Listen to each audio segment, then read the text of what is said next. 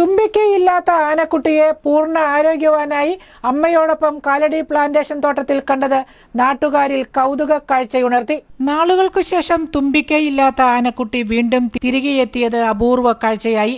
അതിജീവനത്തിന്റെ പാതയിൽ കാലിടറാതെ തുമ്പിക്കൈയില്ലാത്ത ആനക്കുട്ടിയെ പൂർണ്ണ ആരോഗ്യവാനായി അമ്മയാനയോടൊപ്പമാണ് കാലടി പ്ലാന്റേഷൻ തോട്ടത്തിൽ കണ്ടത്.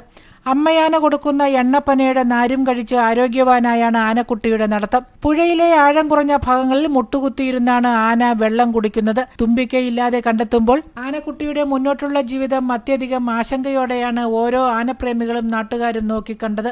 സാധാരണ വൈകല്യമുള്ള കുട്ടികളെ ആനക്കൂട്ടം ഒഴിവാക്കുകയാണ് പതിവ്. എന്നാൽ അമ്മയാനയും മറ്റാനകളും ഒരുപോലെ ആനക്കുട്ടിയെ ചേർത്തു നിർത്തി. തുമ്പിക്കൈയില്ലെങ്കിലും തനിയെ തീറ്റയെടുക്കാനും വെള്ളം കുടിക്കാനുമെല്ലാം അമ്മയാനയ്ക്കൊപ്പം ആനക്കുട്ടി പരിശീലിച്ചു.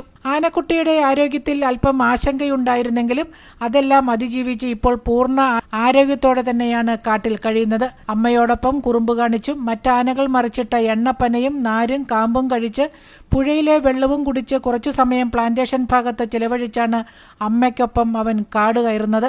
ഏഴാറ്റുമുഖം മേഖലയിൽ ഇറങ്ങിയ ആനക്കൂട്ടത്തിലാണ് ആദ്യമായി തുമ്പിക്കൈയില്ലാത്ത ആനക്കുട്ടിയെ നാട്ടുകാർ കണ്ടത്. ജന്മനായുള്ള വൈകല്യമോ ഏതെങ്കിലും മൃഗം ആക്രമിച്ചപ്പോൾ കെണിയിൽ കുടുങ്ങി വലിച്ച് തുമ്പിക്കൈ അറ്റുപോയതാകാമെന്നായിരുന്നു നിഗമനം. പലതവണ കുട്ടിയാനയുടെ ആരോഗ്യസ്ഥിതി മോശമായിരുന്നു. ഇതേ തുടർന്ന് ആനക്കുട്ടിയെ വനം വകുപ്പ് ഏറ്റെടുത്ത് സംരക്ഷിക്കണമെന്ന നാട്ടുകാരുടെ ആവശ്യം ഉയർന്നിരുന്നു. 8 വയസ്സ് പ്രായമുള്ള കുട്ടിയാനയെ കഴിഞ്ഞ ദിവസം പൂർണ്ണ ആരോഗ്യസ്ഥിതിയിൽ കണ്ട കാഴ്ച ആനപ്രേമികൾക്കും കാണികൾക്കും ഏറെ സന്തോഷമുണ്ടാക്കി. News desk, Kalady.